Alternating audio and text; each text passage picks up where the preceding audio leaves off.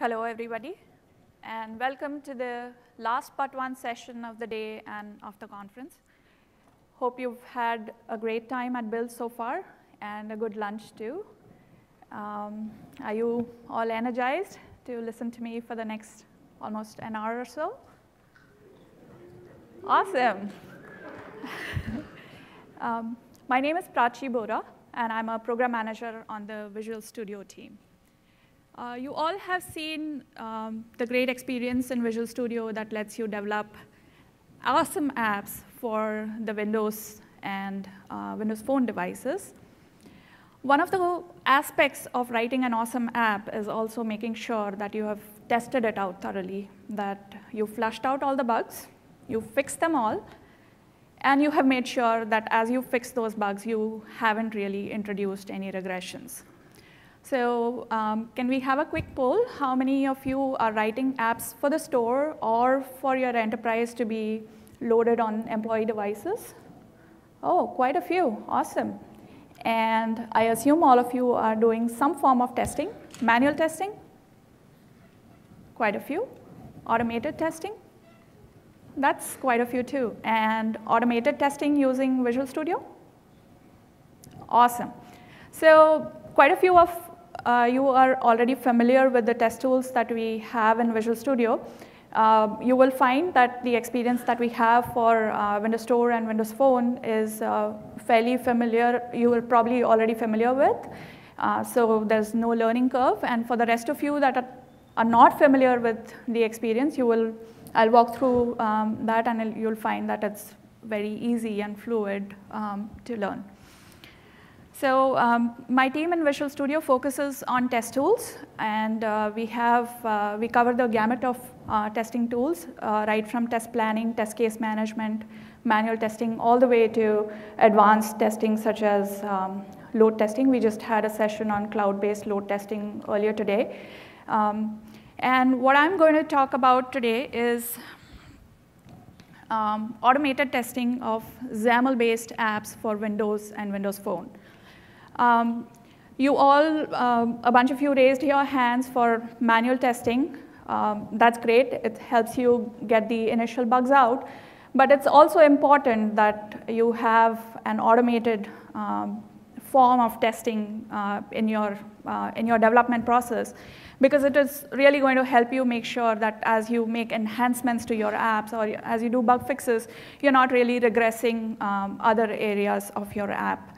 I hope we all agree that automated testing is important. Yes? Great. So we added support for testing Windows Store apps in earlier versions, starting with Visual Studio 2012, when we added support for unit testing of Windows Store apps. In VS 2013 RTM, we added support for UI testing of store apps. And now in the Update 2 RC, we have support for testing phone apps. Since the phone apps support is brand new, majority of my demo is going to be focused on that. And as we walk through the experience, I'll call out any differences that might exist as compared to the Windows Store. So let's get started. Oops. Agenda for today is really simple. I'm going to focus on two forms of testing. First is the unit test framework for the XAML app developers. And second is end-to-end scenario testing, driving your app through the UI using coded UI test, which is the UI test framework that we have in Visual Studio. We have a lot of exciting demos, so we'll do Q&A at the end. We'll spend about 10 to 15 minutes answering your questions. Before we go into the demos, I want to quickly talk about the app that I'm going to use for my demos. My app is this money tracker app. I like to track what I'm earning and how I'm spending my money, so I wrote this app up. Two things that are notable about this app. First, it implements the MVVM. MVVM stands for the model view model design pattern. Basically, this pattern helps you separate out concerns and build a loosely coupled app, so that in a team where your developer and your designer are working on different components, they can operate independently, and then you can integrate your app, as well as making any changes to the design, and all of that is really easy. It's a loosely coupled design. And the app also supports accessibility. Accessibility is important for two reasons.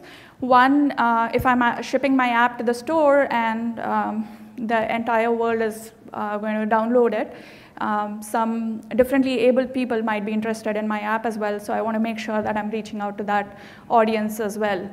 Second, UI automation technologies often drive apps through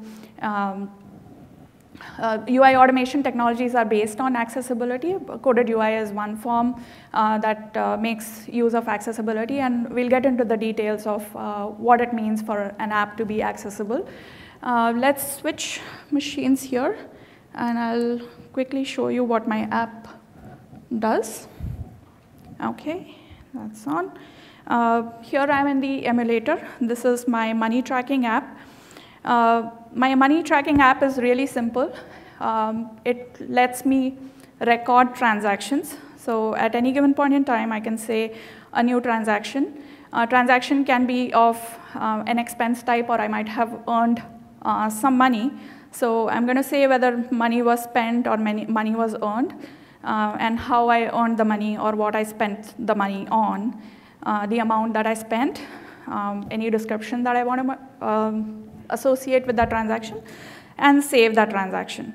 And what it does is it aggregates all the transactions that have been recorded so far and presents me a nice month-by-month summary. And I can also drill into a given month. April has just started. Thankfully, I haven't spent any money. All I've done is earned so far. Let's take a look at March. Here I have spent a bunch of money on commute, food, etc. So really simple app. In this case, what does MVVM, implementing MVVM for such an app mean? Think about model as the data that drives my app. In this case, transactions, basically the date on which the transaction happened, how much money I earned, what did I spend it on, or what did I earn it for. That would be the data part of it. The view part of it is all the nice display that you saw. There are nice icons, it's nice visually laid out, etc. And then there's the view model part of it, which binds my data and my view together. And in my view model, I'm doing a bunch of data transformation. For example, I don't want to give out all the information. I'm going to also sort it out in descending order of dates, etc. All that logic resides in my view model. At any given point in time, I can just switch any of the components out, plug in a new one, and I would still be good to go quickly. So that's about my app. Oops. All right. So we're going to jump into the unit test framework now. Before we get started, a quick note about what is it that you will need in order to use unit test framework for phone apps. You need Windows 8.1 or newer, and Visual Studio 2013 Update 2 or newer. Unit test framework ships in all editions of Visual Studio, ranging from Express to Ultimate. Whichever edition you may have, unit test framework is available to you. Basically, the way to think about this is wherever app development is supported is where unit test framework would be available to you. So unit test framework for app developers, you can develop apps in C# as well as C++. So you can write unit tests in your language of choice as well. If you are familiar with the MS Test framework, the same constructs apply for unit testing of phone apps as well. We'll talk about that as we go through the demo. In this case, tests are running in the app context. On the left-hand side, where you can see the screenshot of the emulator, it says there's a unit test, and in between there's a little text that says tests are running. Basically, what I want to say here is that unit tests are actually running in the app context, so that the app context is preserved. Any capabilities that your app might need, you can replicate in your unit test, and all of that applies to your test. And these capabilities can be defined in the app manifest. So let's take a look at how to get started. In Visual Studio, File, New Project. Oops. And under Windows Apps, you have, I'm under the C# node right now. Under Windows Apps, there's a unit test library project template available to you. And under Windows Phone Apps, there are a couple of templates that are available. One is the unit test app, Windows Phone. This is the template that you will use if you're writing unit tests for the new Converge platform. And we also have a unit test app for Silverlight-based apps. So if you have any apps that you're carrying forward that you want to write unit tests for, you can use this template. And if you are choosing the Silverlight template, as you create your project, it will give you the option of whether you want to target the Windows Phone 8.0 version of the OS or 8.1. Likewise, in Visual C++, I will find templates to do unit testing of my phone apps as well as store apps. I have a test pre-written here. Let's take a look at what my test project looks like. You can see here that I have a package.appx manifest here. This is the same manifest that would be available to me if I'm actually writing an app. And if my app is using certain capabilities, like the internet capability or trying to access the documents store, etc., and I wanted my unit tests to exercise that functionality, I would go ahead and declare that my unit test app also requires those capabilities. So that my unit test is actually running in a pretty much the same environment that my app would be running in, and you can be sure that you have no bugs when it comes to the environment that the app runs in. So the first demo that I want to do, let me go ahead and minimize this.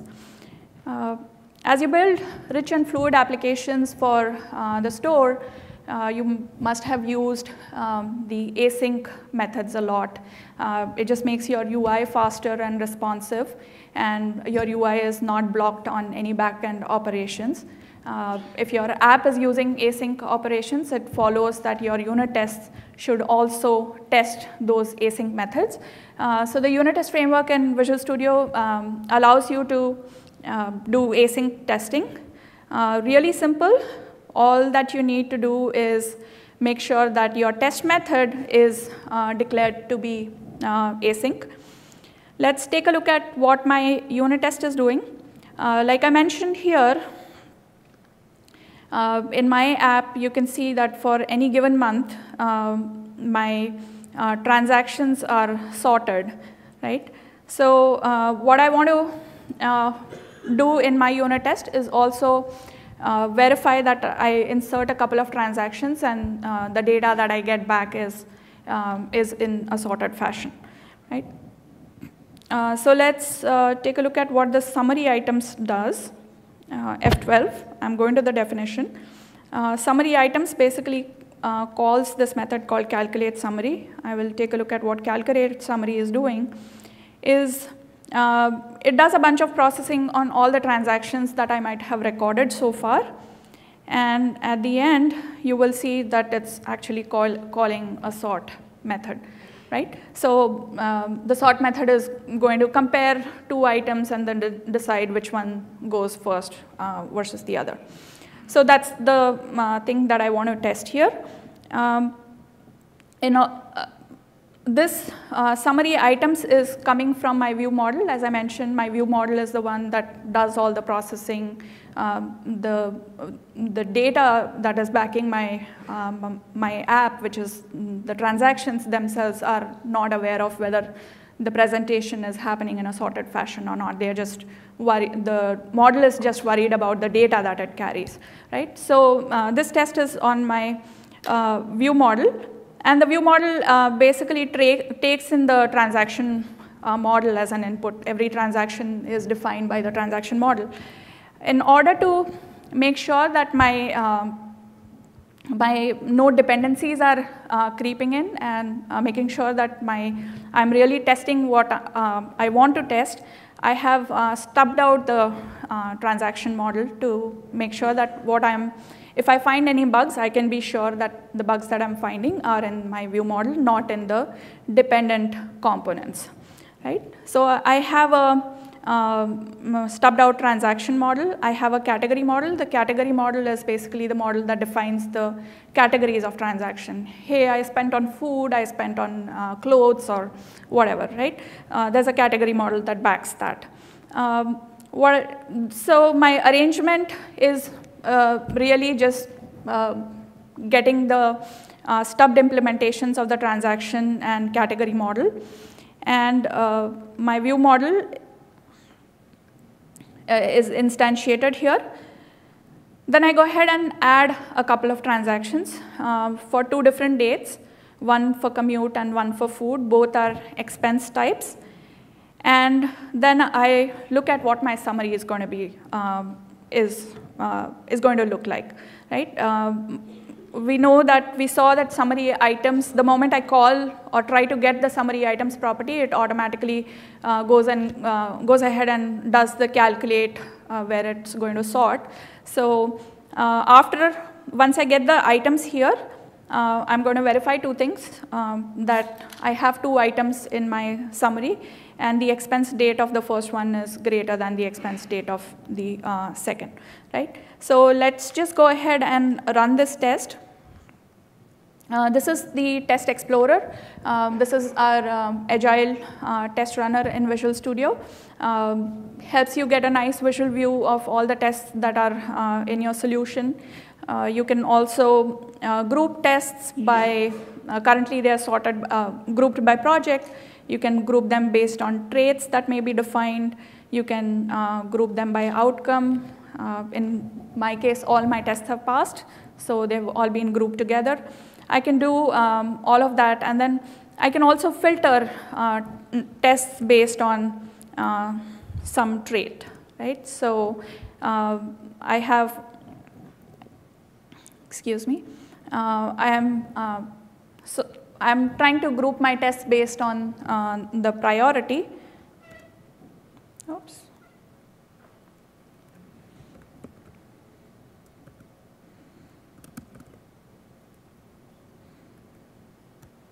And all my tests have a priority defined to it, so all my tests are showing up right now. But this is a great way for you to filter your tests and run them as you need them. So let me go ahead and run this test.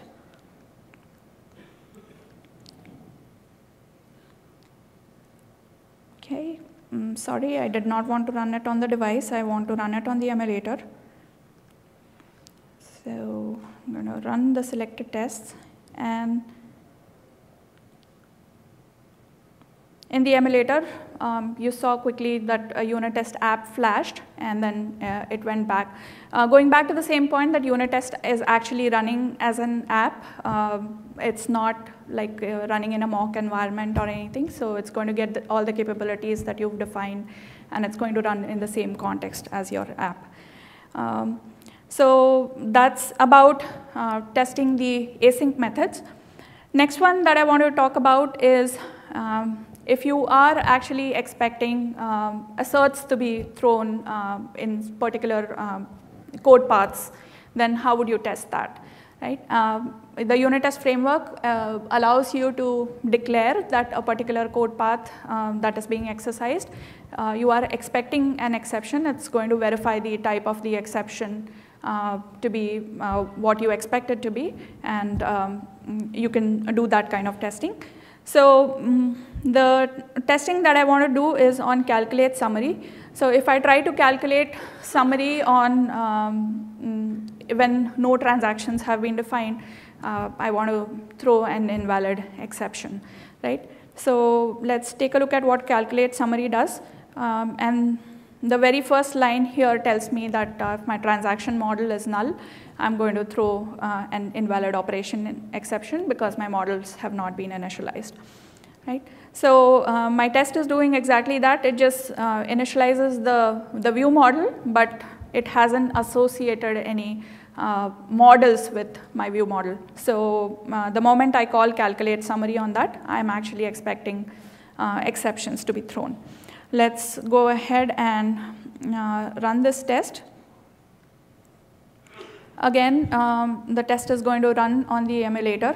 Very quickly, the test ran, and results are available back to me in Visual Studio.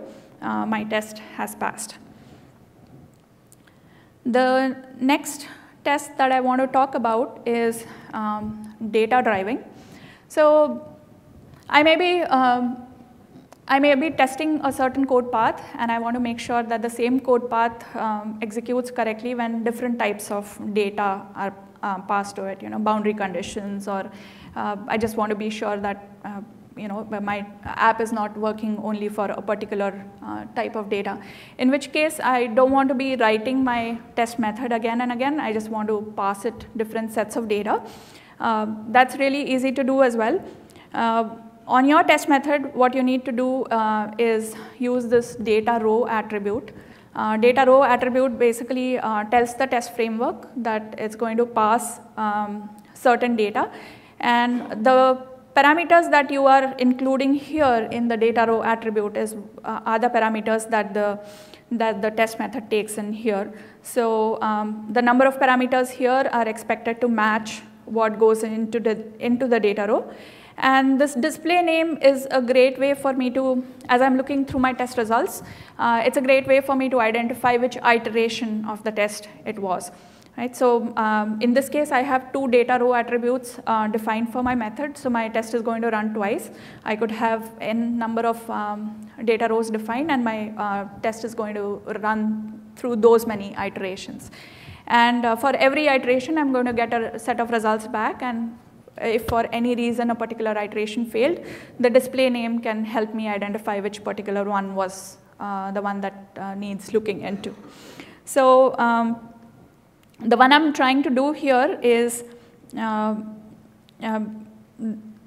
validate the transaction that's being input here.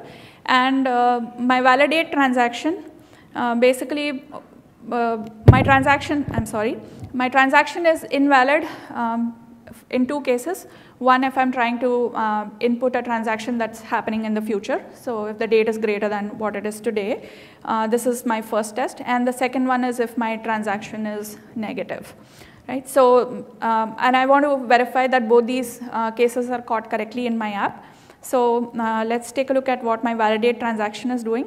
My validate transaction is validating the date, and it's also validating the amount to be greater than 0.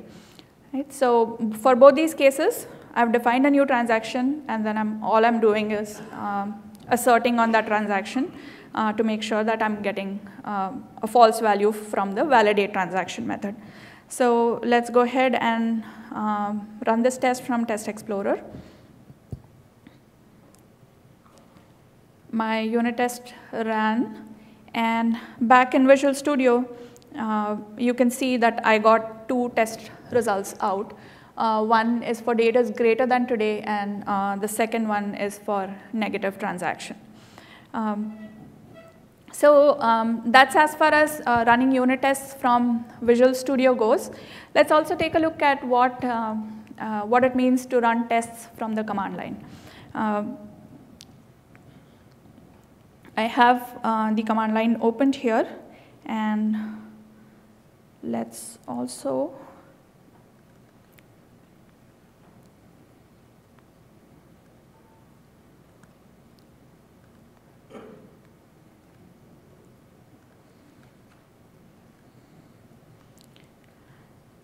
For executing tests from the command line, vstest.console.exe is the test runner. So you will invoke that and passing it the test container that contains all your tests. And since we are doing phone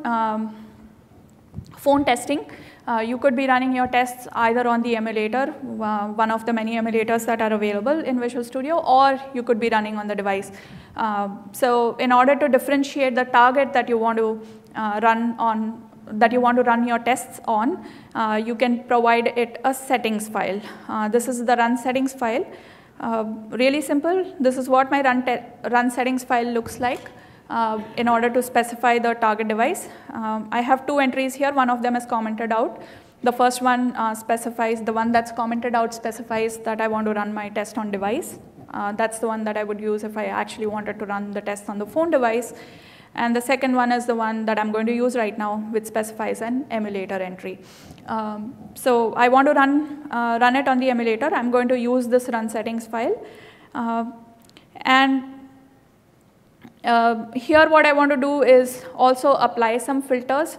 So if I want to, in the interest of time or just to speed up my build process or something like that, I want to run only a subset of tests, then I can also specify filters. In this case, I'm going to specify run only priority 1 tests, right?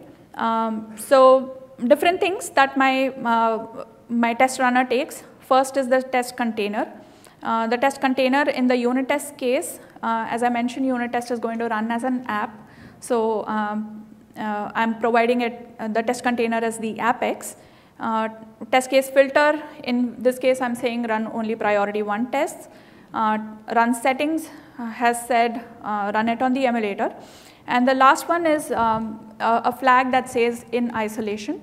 What in isolation means is to ensure that none of the test dependencies or unintended dependencies are creeping in. In isolation is going to make sure that every test run that happens in a separate process, right? By default, all phone unit tests as well as the Windows Store unit tests run in isolation. I've just called this out so that you know that this option is available if you are trying to run tests in isolation for any other type of tests as well. Let's go ahead and run this. I'm just going to run my command, and my unit test ran. Right? In this case, only 2 tests ran. Why? Because I have specified the priority to be 1 here. It's just picked up those tests. Let's go back and look at what my priority, this is a priority 2 test case. This would not have run. This is a priority 1, so this will have run, so on and so forth. So let's switch back to the presentation. Okay, just some quick snapshots here so that you can refresh your memory on the syntax, etc. We covered in the unit testing framework, we covered how to test async methods. We covered how to data drive your tests, how to assert on exceptions, and how to execute from the command line. And the bottom screenshot shows that you can specify a test binary. In case of unit tests, your test binary would actually be the apex that you produce for your unit tests. In case of UI tests, it would actually be the UI test.dll, and we'll look at that. And then my settings is the one that specifies the target device that I want to run my tests on. So with that, we will come to the UI testing aspect of automated testing. UI test framework in Visual Studio is called by the name coded UI test. What you will need, again, wherever phone development is possible, the same environment is what you need. And in terms of Visual Studio editions, Coded UI Test ships in Premium and Ultimate editions. And in order to write Coded UI tests, you need C# or VB.NET skills.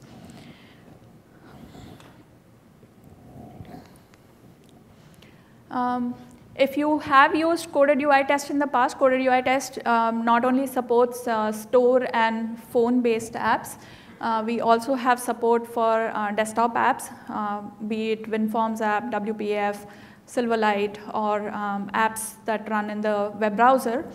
Coded UI Test also supports those applications. So if you have used Coded UI Test in the past, the difference is that there's a new template to be used for phone apps. Since Coded UI Test supports various technologies, you can very easily identify the technology that you're working with by means of the specialized classes that we have. In this case, we are working with XAML apps, so we have a bunch of specialized classes, a rich set of API available, so that you can write interesting tests for all XAML controls. XAML controls is one aspect of your test. There are a bunch of shell controls that the OS provides. Think about shell controls as constructs such as tiles that appear on this on my start screen. Confirmation dialogues that are actually not XAML, but let's say you're doing an operation and your app pops up a confirmation dialog. Do you really want to do this? Or the confirmation dialog where it's asking you for permission to access certain user data. Those kind of constructs are actually provided by the OS. So we do have support for interacting with shell controls. Of course, the way to interact with your app through the UI is using touch gestures. We do have support for that. And your tests, again, can be run on the emulator as well as on the phone device. So let's go ahead and in the context of the money tracking app, the scenario that I want to automate is add a transaction.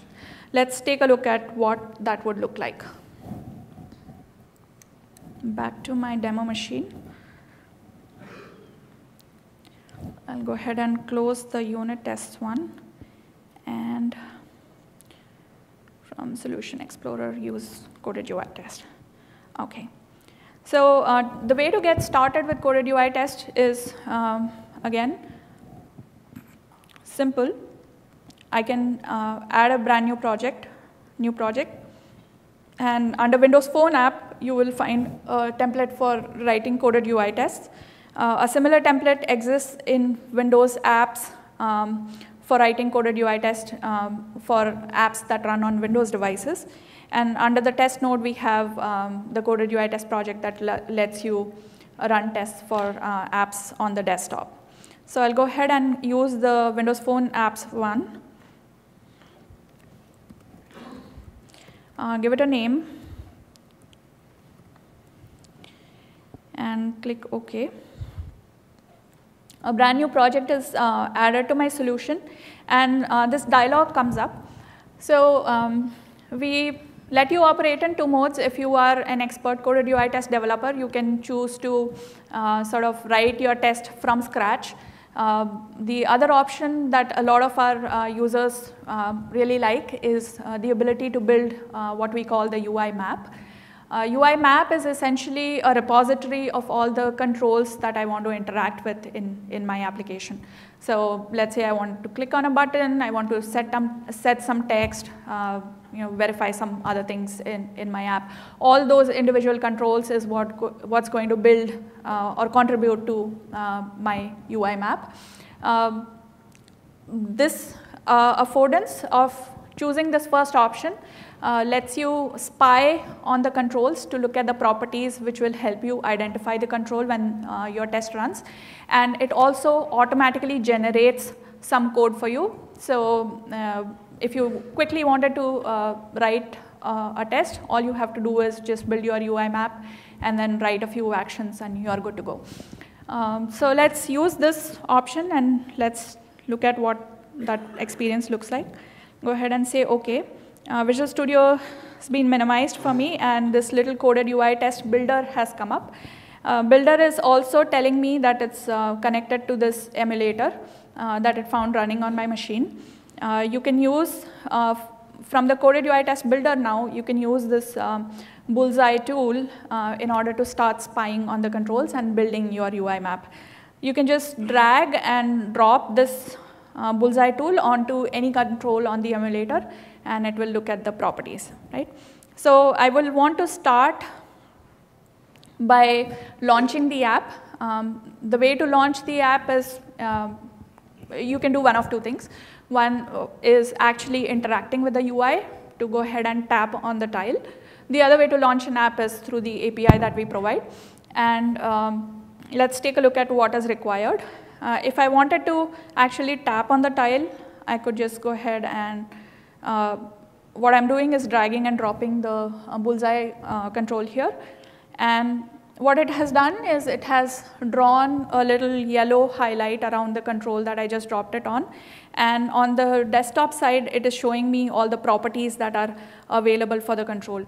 Coded UI test is based on UI automation, and UI automation uses accessibility properties to identify controls that appear in the UI. Things such as automation ID or name, etc., are the automation properties or the accessibility properties that will be used to uniquely identify a control on the UI, and that's when actions on that happens. So as I'm spying through the controls, I can look at all the properties that are exposed here. At any given point in time, I can also say, hey, I want to, in my test, verify a particular properties, in which case I can go ahead and add assertion for it. And this is a control that I want, and I want to add it to my UI map. So I will go ahead and click on this. The other way to do this is not only drag and drop, but I can just be hovering on a control with my mouse and just say Control I, and it will do the same thing as dragging and dropping, right? And instead of Control I, if I do Control Shift I, it's going to do two things. It will spy the control as well as add it to my UI map directly, right? A thing to note here is that the builder tool works with emulators. So your app needs to be running in the emulator. You do not have the builder experience for an app that is running on the device. However, you can build the test using the emulator, but you can always execute tests on any emulator or on the device. Right? So I can go ahead and build my UI map. On the left-hand side, you can see that a hierarchy of controls is getting built. Two things are used for identifying a control. The accessibility properties that I talked about, and second is also the hierarchy in which the control appears. In this case, my window is the top level control in which my other controls reside. So coded UI test has automatically identified that this is the hierarchy that is required in order to identify the controls, and it has automatically added all of those necessary controls to the UI map. So from here, I can also refresh properties. Refresh properties will again show you the highlight and tell you this is the control that you are currently looking at. And you can also use this navigational toolbar that helps you basically navigate around in your app. Right? So if I wanted to look at some child controls, or if I wanted to look at siblings of a particular control, all of that in the tree, I can do that. Right? So let's say I'm done building my UI map. I'll just go ahead and add everything. And one other thing that I wanted to show you here was also a shell control. We talked about confirmation dialogues being an example of shell controls. We've already added the tile. So if I go ahead and let's say delete, this confirmation dialog comes up. And if I wanted to interact, I would do the same thing with this guy. I'll add the yes button to my tests. And I'll go ahead and generate code. Go ahead and close the builder, and let's take a look at what generate code has done. Generate code has basically added this UIMap.UI test file, basically the same set of controls that I saw in the builder. The same hierarchy is available to me here, and this UI test file is backed by a .cs file, which is where the code that I said is automatically generated gets added. Right? So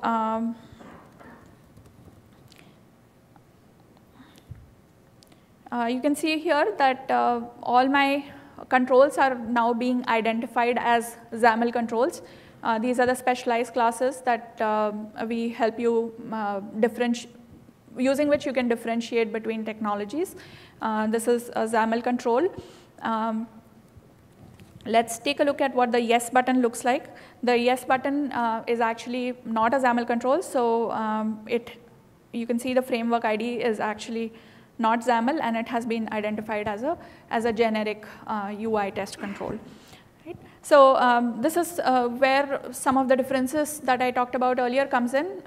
The shell controls are provided by the OS.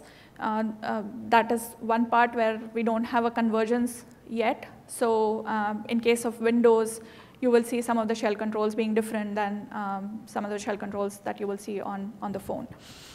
So I have finished building my UI map, and now it's time to actually go write the actions in order to execute my end-to-end scenario tests. Right? So I'm going to use this test quickly. The first thing that I want to call out is the app identifier. App identifier is, as I said, you can launch app in two ways, by either tapping on the tile or by launching it through the API. On the desktop, you would have used a path to the executable. On the phone or on the store side, there isn't a path to the executable, but there's always a unique identifier for the app. And the way to get this unique identifier is using the coded UI test builder. I would have spied on my tile, and the automation ID of the tile is what gives me the app identifier. So I have copy pasted that here, and this will remain constant throughout, irrespective of the devices that I run on the emulator, etc. So all right, the first thing that I want to do is, I've gotten a lot of money, and I'm a big fan of Lady Gaga. I want to buy an outfit that I really liked some days ago. So, and I'm going to spend $100 on that. Right? So that's the scenario that I want to execute. Record a transaction that I spent $100 trying to match Lady Gaga's outfit. So let's take a look at what my test is going to do. The first thing it's going to do is launch, and XAML window.launch helps me launch the app. The app identifier is what I'm passing it. And what I want to do is, my app is going to launch in this state. I want to capture the initial balance that appears here. Right?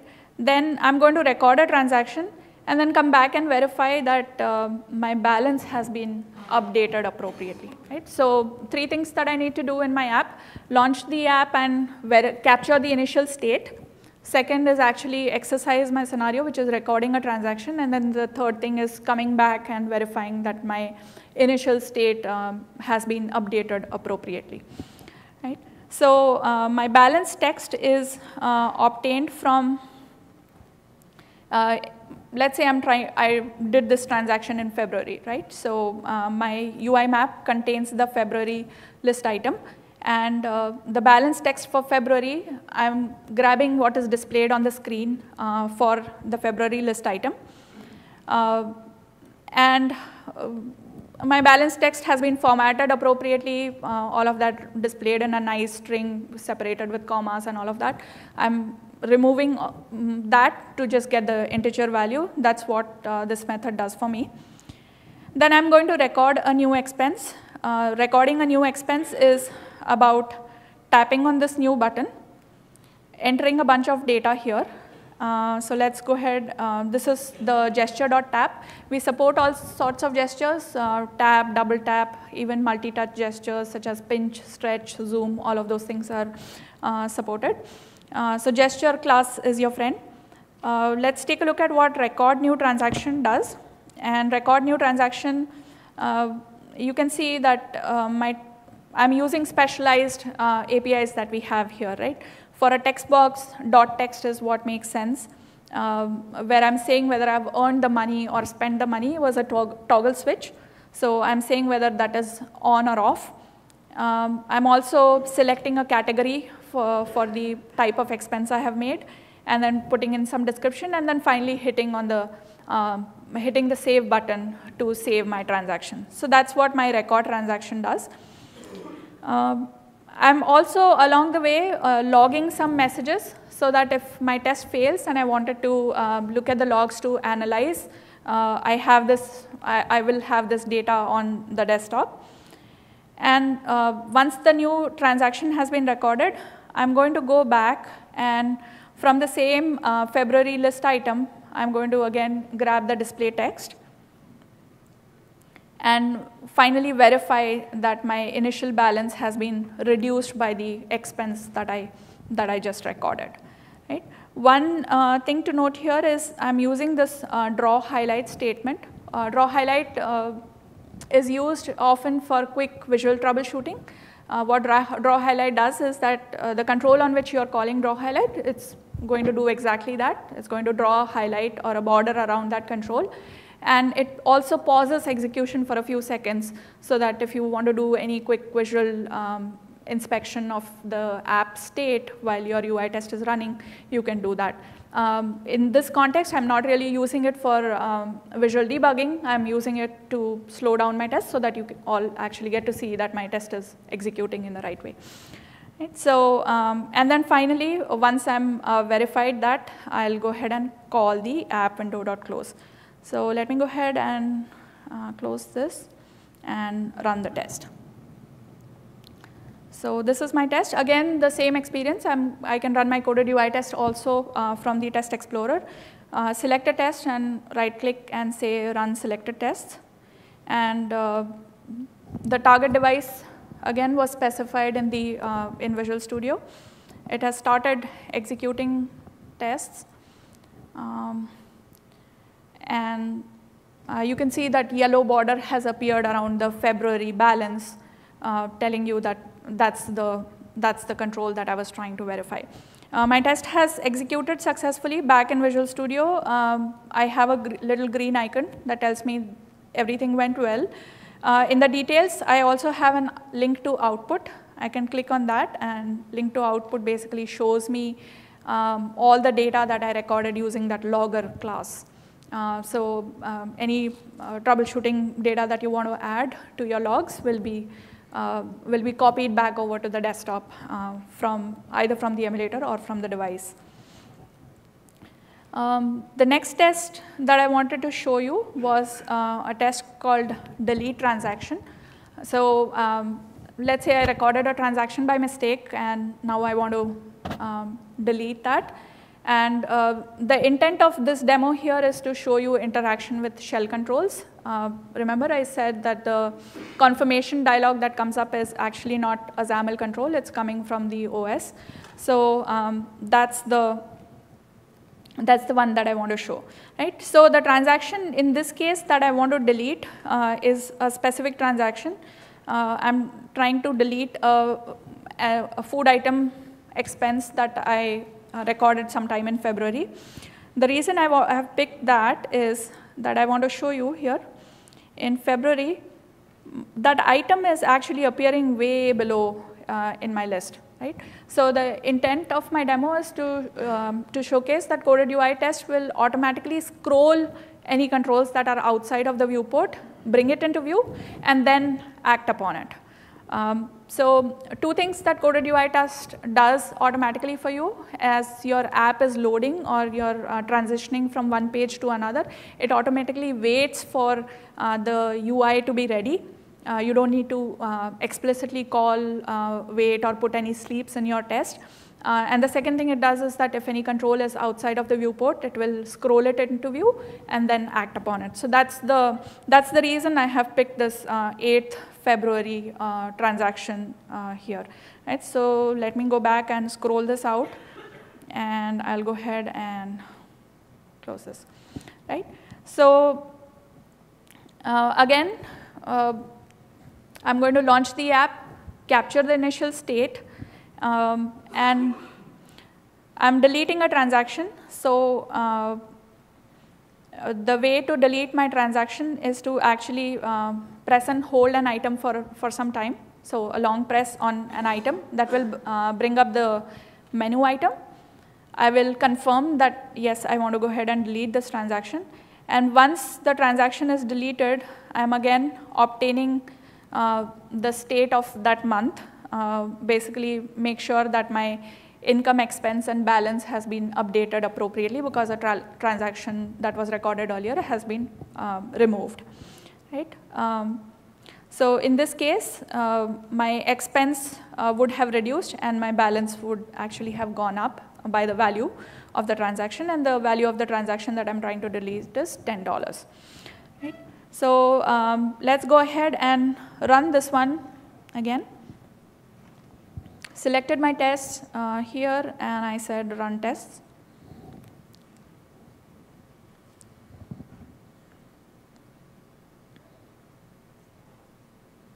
Right, my 8th February has scrolled into view. It did the long press. The menu item has come up, and it will click on delete shortly. Said yes, and I can see that my February no longer actually has that 8th February transaction anymore. Right? So the third one that I want to talk about is app navigation. So on Windows Phone, the way to navigate between pages of your app is either through an action on the app, or if you want to navigate back, you would use the hardware back button. And we have a way for you to use the hardware buttons in your test. So device class is what helps you here, and we have device.hardware button, and the buttons that we support are back and start.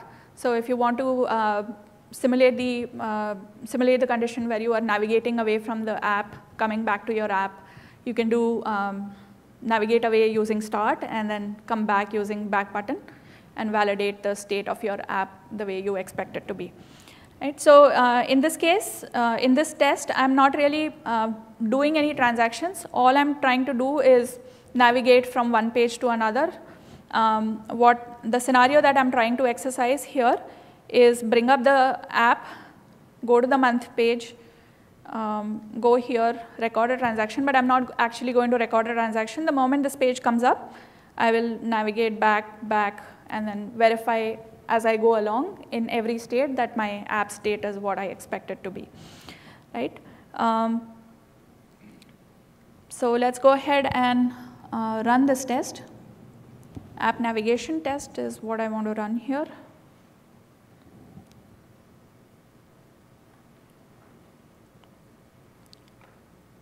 So I have paused here a little bit with draw highlight just to show you that I've reached this page, otherwise this would have just zoomed past. On back navigation, it's again verifying the balance, and one more back will happen, and that's where my test is going to end.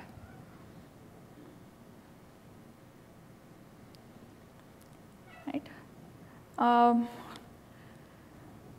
The last one that I want to show you is data driving.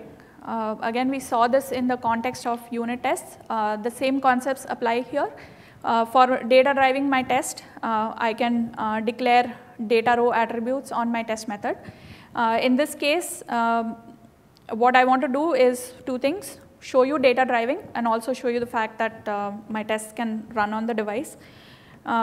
The scenario that I'm trying to, in the interest of time, what I'm trying to do here is just launch my app randomly, or not randomly, basically pick the 2 months that my data rows are telling me. In this case, the month of March and January. I will look at the balance for that given month on this main page, tap on that page and make sure that the balance also appears here. I could have done a record a transaction, etc., any kind of tests. I thought a cool demo to do would be to claim that Microsoft made me a millionaire by actually depositing Satya's salary in my account. Unfortunately, that didn't happen, so I'm just going to resort to this simple demo here, right? Oops. So let's go ahead and run this test.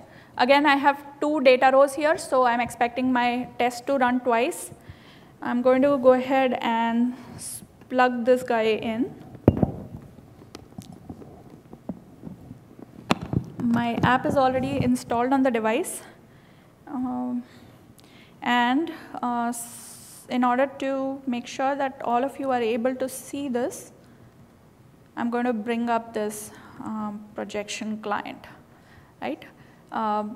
Just to make sure that all of you at the back are also able to see the test executing on the device, and the folks in front can, of course, watch the device and tell everybody that I'm not playing any tricks on the emulator, right?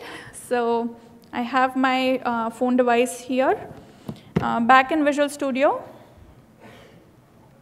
I'm going to change my target to be the device, and then I'm going to pick my data driving test and say run tests, right? And quickly bring this guy up.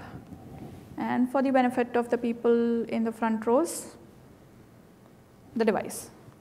Right? So my test has started executing. The first one it's going to pick is the month of March, or January in this case. It went and navigated the pages, came back, verified the balance. Second iteration of the test happened, and my tests are done. Right? Let's take a look at what happened back in Visual Studio. Back in Visual Studio, I have the same experience. My tests, even though they ran on the device, everything that I logged using the logger is available to me. All the logs have been copied. I can use this output link to look at the troubleshooting details. So let's go back to the presentation. One thing that I wanted to also talk about is accessibility for your app. I will quickly do this demo as well. Defining accessibility for your app is really simple. Accessibility, again, helps in 2 ways. Makes sure you can reach all audiences across the world, as well as helps in UI automation. So I have a sample app here. This is the app. And really a dummy app that has a bunch of controls here. And basically, in order to define accessibility, I can do it in a couple of clicks. I'm going to open this in Blend. You can do the same thing in Visual Studio as well. Open my app in Blend. And I'm going to say, show me both the views. And in Tools, I have the option to say name interactive elements. Right? I can go ahead and click that. And what it does is it goes through my XAML and identifies all the interactive elements that I have here and give it a unique name, so that back in the app, if you are running the app on narrator can actually pick those names and announce that it's a text box called amount, or it's a text box called description, or stuff like that, right?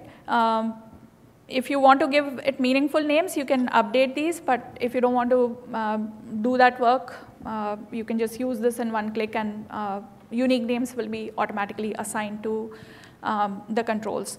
We also have guidance, ample guidance on MSDN on how to do this for controls that may be dynamically added. This is a case of static controls. If your controls are being added dynamically, then we have guidance on MSDN on how to update those properties.